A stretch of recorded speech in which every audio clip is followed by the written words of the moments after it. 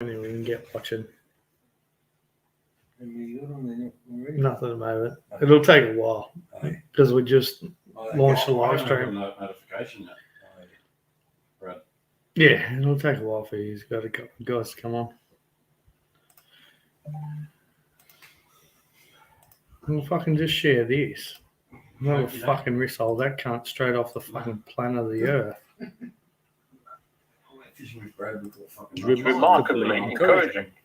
So this is the paper here. Now you will see that it's a preprint, so it hasn't been peer reviewed, professor, but it is by the most reputable institutions in South Africa, and I've read it, and it's really good news because it's showing that despite the antibody response being reduced to Omicron variant, the T cell response and the B cell response, these longer-lived memory cell responses is looking good and looking encouraging.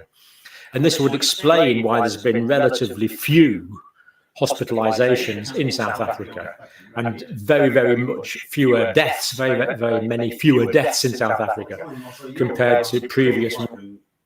Hey guys, I just was on JLB's channel and I got resold within about 2 minutes because I said I've been double jabbed. And this cunt, the fucking tinfoil hat wearing fucking pissant cunt that lives off his mum's money is trying to fucking tell me that I'm a dead shit. Cunt's got the IQ of a fucking bald turnip and he's trying to tell you what to do. It's a fucking joke. And then he tried to say that MG was using me to get to Australia. Meanwhile, fucking JLB paid for her to come to a holiday in fucking Manila and she was asked fucking Black Tony every fucking day. What the fuck with that cunt is? He couldn't get a fucking root in a brothel with a fistful of 50s and a fucking hard on a cat couldn't scratch. What a fucking piece of shit.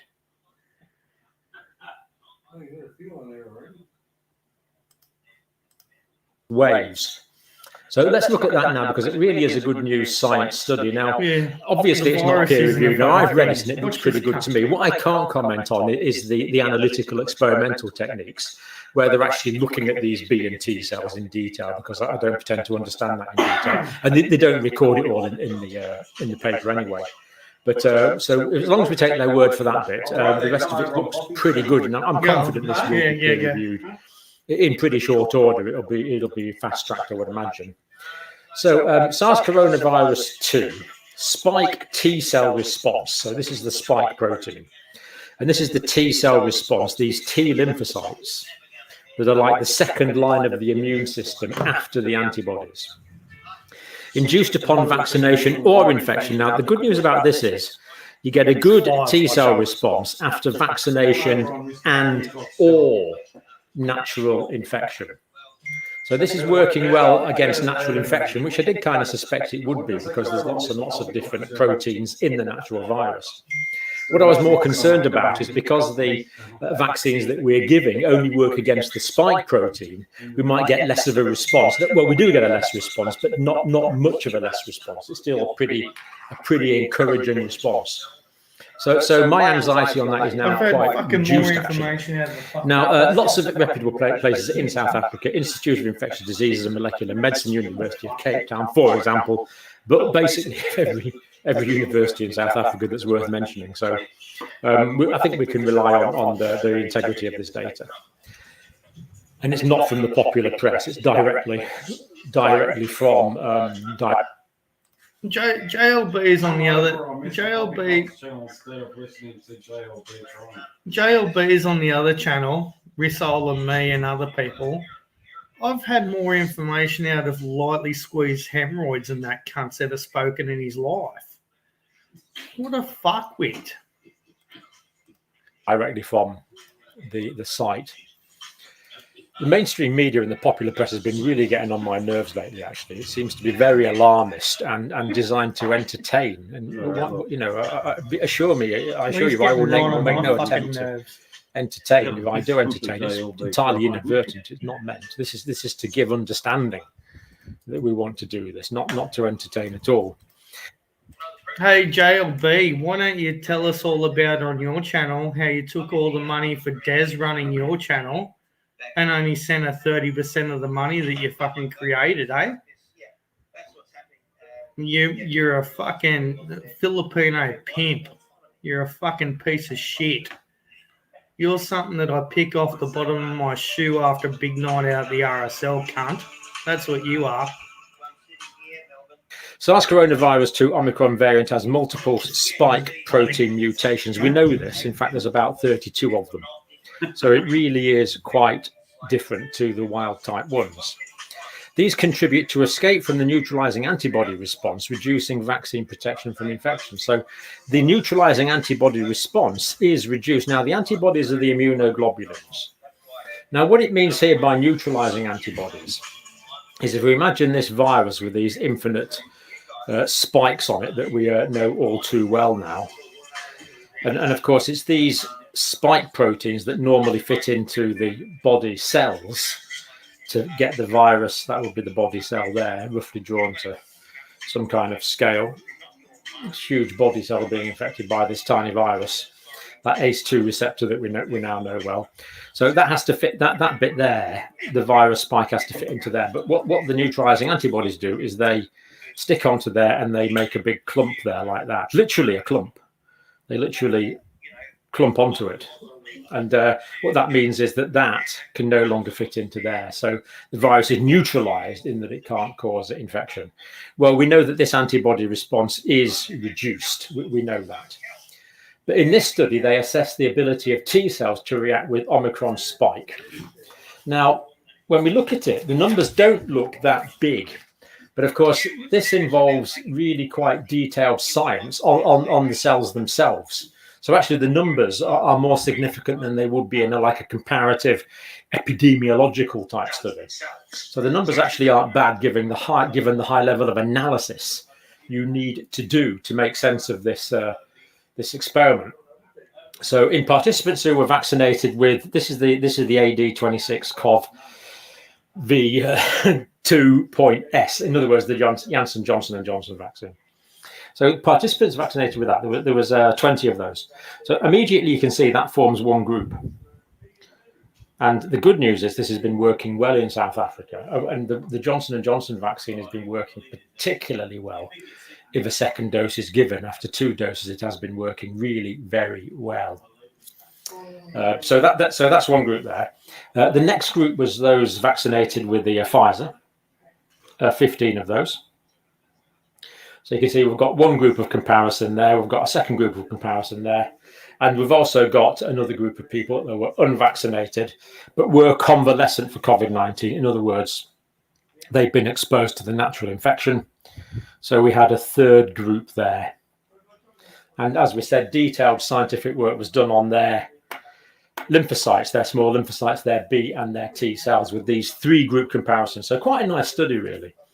SARS coronavirus 2 specific T cells play a key role in modulating COVID-19 severity and providing protective immunity. So that's the background science. So there's these 2 levels. Well, there's multiple levels, but the ones that I used to teach my students about, the 2 basic levels. The first one, of course, is the antibody response. The second one is these B and T cell responses. So basically, these B and T cells, these are the small lymphocytes, and it's the B cells that actually produce the antibodies, produce the immunoglobulins. And it's the T cell. There's various types of T cells. Some T cells help or stimulate the B cells to make the antibodies. Other T cells, the T cytotoxic cells, will kill virally infected cells directly. So there's different types of them, and they're all absolutely brilliant, well, totally necessary for second-line immunity. And this actually could explain why people are still getting infected with Omicron, because the first-line antibody response is not working, but they're not getting sick. At least they are in very much smaller numbers, we believe, or I think we can say that now. They're getting sick in very much smaller numbers because the T cell response is kicking in and stopping people getting sick. So it's a remarkably good news study. So the results: 78% of the CD4 and CD8 T cell response to spike was maintained across study groups. So that's the spike protein. That's the antigen that the virus uses to get into the cells. Now, the CD4, these are the T helper cells. and the CD8, these are the T cytotoxic killer cells. So these are the two sorts of small lymphocytes, the T cells rather, the CD4s, and the CD4s stimulate the B cells, and it's the B cells that actually produce the antibodies, or the immunoglobulins. So ideally, of course, you've got both. And the CD8, the cytotoxic killer cells, that they will directly kill the virally infected cells. So that's the virally infected cell with the viral particles in. This lymphocyte will come along. It will drop noxious chemicals. So that's the CD8, the cytotoxic cell, will drop noxious chemicals on the cell and kill the whole cell. The cell can be replaced by mitosis from adjacent healthy cells, but the viruses are all killed. This is why it's so important.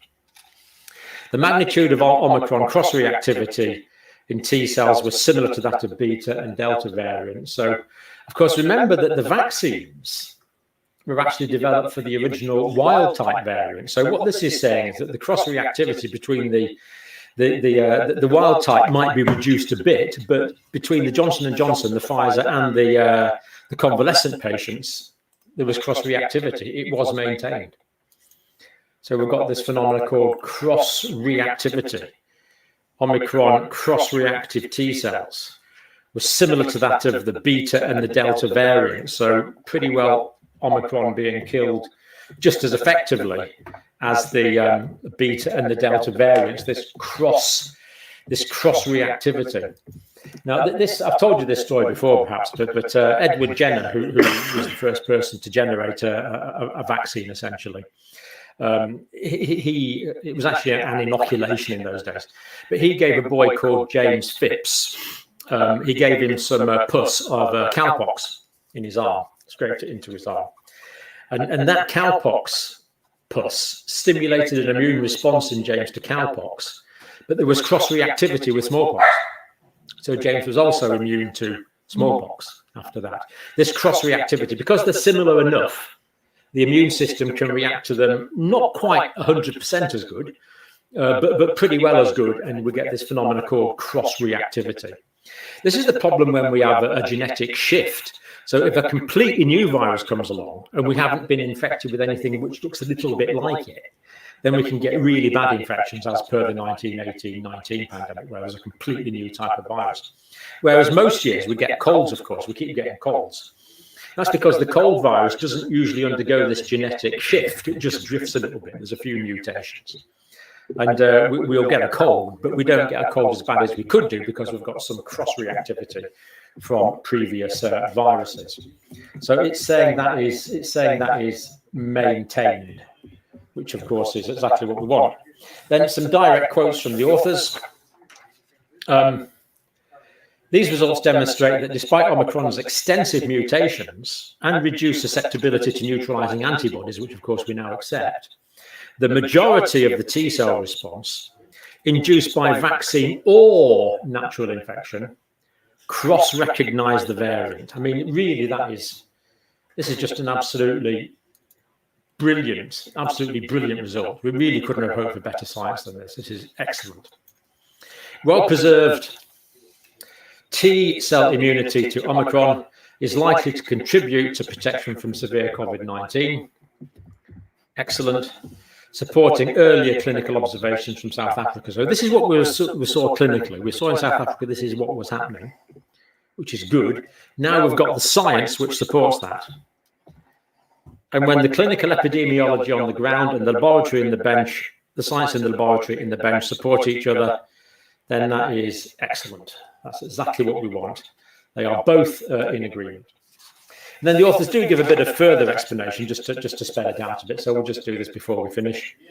The limited effect of Omicron's mutations on the T cell response suggests that vaccination or prior infection may still provide substantial protection from severe disease. Brilliant. Indeed, South Africa has reported a lower risk of hospitalization and severe disease compared to the previous Delta wave. At big time it has, significantly so. But here we have the science to explain it. Cross-reactive T-cell response acquired through vaccination or infection may contribute to these apparently milder outcomes for Omicron. So again, they're being very cautious and scientific here, but I would think that is highly likely. The resilience of the T-cell response demonstrated here also bodes well in the event that more highly mutated variants emerge further. In other words, the T-cells are responding to not a small part of the spike protein, but to the whole spike protein, hundreds of amino acids on the spike protein. It's responding to them all. Another reason I'm optimistic is the probability of another mutation coming along that outcompetes Omicron anytime soon probably isn't that high, because Omicron is so infectious. It'd be really hard to imagine a variant more infectious than that, which would outcompete it. That would be it. Omicron would be the only one that could potentially outcompete it is one where there was very, very comprehensive immune escape, but that's exactly what this study is saying will probably not happen. So that took away kind of the final anxiety I had that the Omicron might not be the final variant, at least for a period of time, because I don't think anything's going to outcompete the Omicron in terms of sheer infectivity. This is saying that if another variant does arrive, it probably won't have immune escape against the T-cell response. Isn't the immune system wonderful? Thank you very much for watching. We know how important our furry friends have been to Aussie families this year. Now it's our turn to say thank you. Nominate your dog as Simperica Trio's Aussie Dog of the Year for a chance to win $10,000.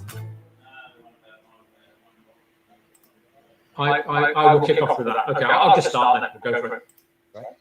Yeah. Well, a warm welcome to this talk, everyone. My name's John Campbell, and today I'm talking to Professor Tim Spector. Is well known, a professor at King's College London, associated with the COVID symptom tracker app in cooperation with Zoe.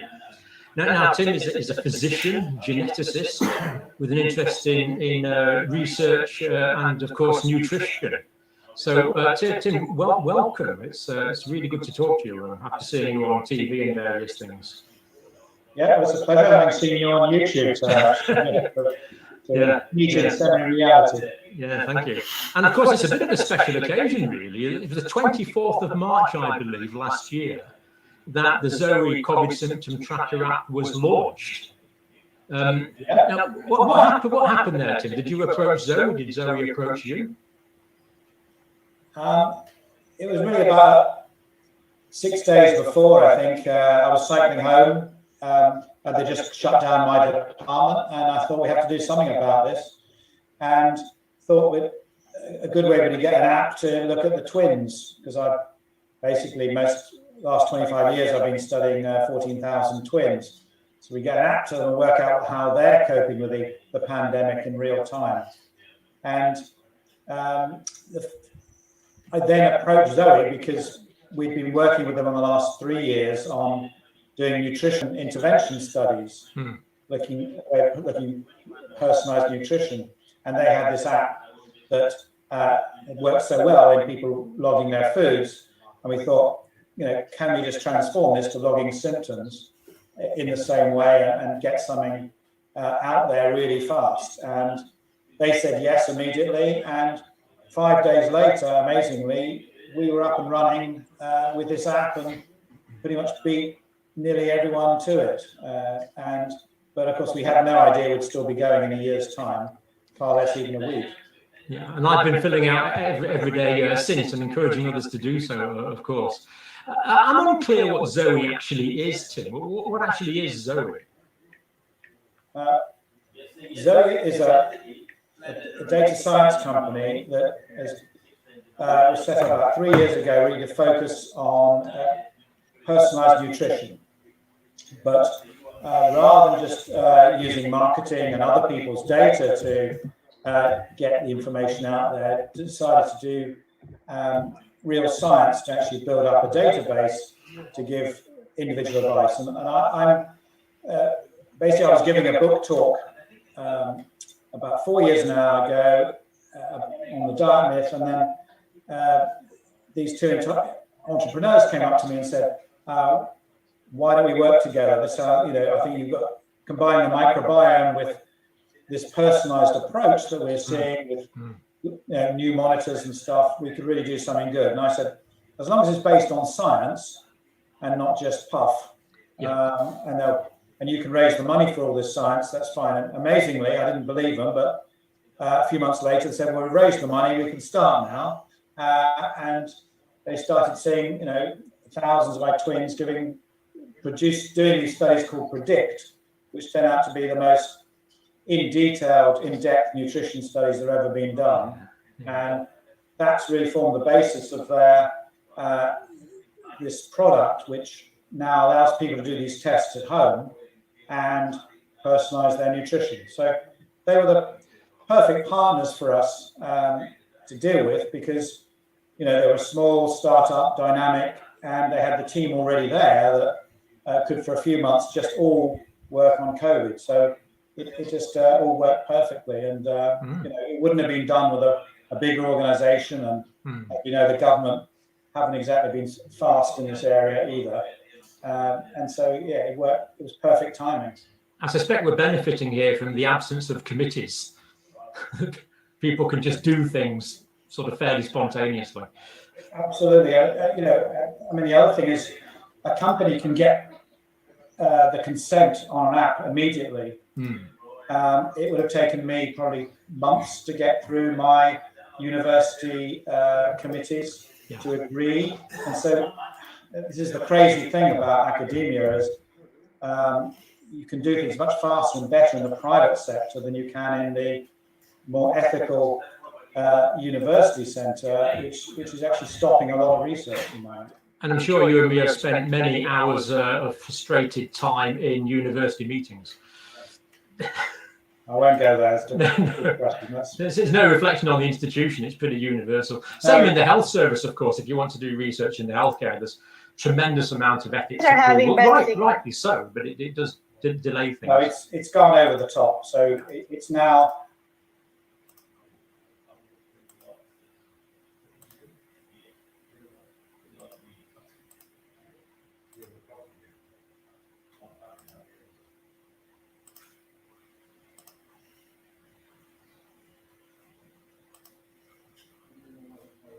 I don't know what's happening to all of you. Hello, Poppy. How are you tonight, sir? Are you in Australia? Are you being good? Wait. I'm fucking everywhere. I'm in your grandma's pants. Come on. Poppy. I heard Granny. My granny said you wanted to get in her pants. And I said, that's a bunch of BS. Hi, Craig. I'm driving. Are you driving? Hey. SMB. Yes, sir. You're my hero. Oh, why is that, sir? I live with my mom in the basement. You're my hero. Thank you, sir. You and DC doing a two-way with JLB. Poppy, come on, not here. GLB, he's a mess. Sorry. Get it?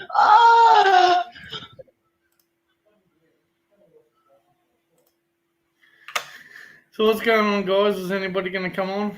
Am I going to resolve this thing? Because I just wanted to do Burn and JLB. Anybody can come on. All right. We'll resolve it. We'll come on later. He said that 2 beers smoke drugs. Yeah, 2 beers. He was on here before telling us that you smoke drugs. What do you think about that, JLB? What do you think about that, 2 beers? JLB said you smoke drugs.